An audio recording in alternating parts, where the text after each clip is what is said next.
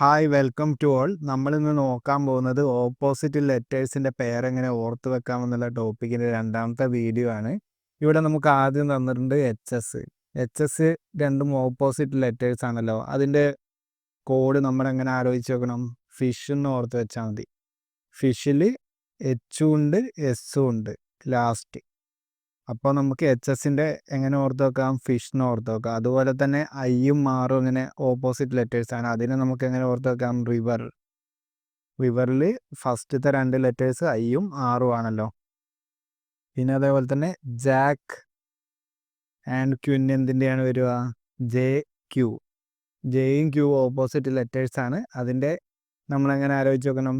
കാർഡിലുള്ള Jack and ക്വിന്നില്ലേ, അതൊന്ന് just ഒന്ന് ആലോചിച്ച് വെച്ചാൽ നമുക്ക് എന്ത് കിട്ടി? ജെയും ക്യൂവും കിട്ടി. അതുപോലെ തന്നെ അടുത്ത മൂന്ന് പേര് നോക്കുമ്പോൾ ഫസ്റ്റ് വരുന്നത് എന്താ? K P. കെയും പിയും ഓപ്പോസിറ്റ് ആണ്. അതിനുള്ള നമ്മളെങ്ങനെ ആലോചിച്ച് വെക്കണം? അത് പിക്കപ്പിൽ പിയും ഉണ്ട്, അതുപോലെ തന്നെ കെയും ഉണ്ട്.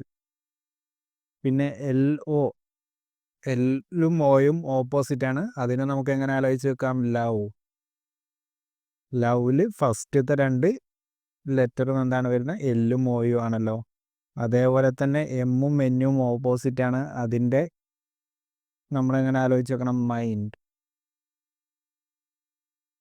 ഇനി നമുക്ക് ഫസ്റ്റത്തെ മൂന്ന് പേരൊന്ന് എടുത്തെഴുതി നോക്കുമ്പോൾ എന്ത് കിട്ടി?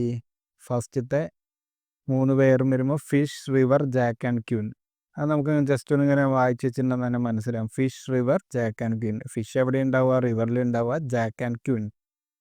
പിന്നെ അതേപോലെ തന്നെ പിക്കപ്പ്, ലവ്, മൈൻഡ് എന്ന് പറയുമ്പോൾ അടുത്ത മൂന്ന് പേരിനെ കിട്ടി.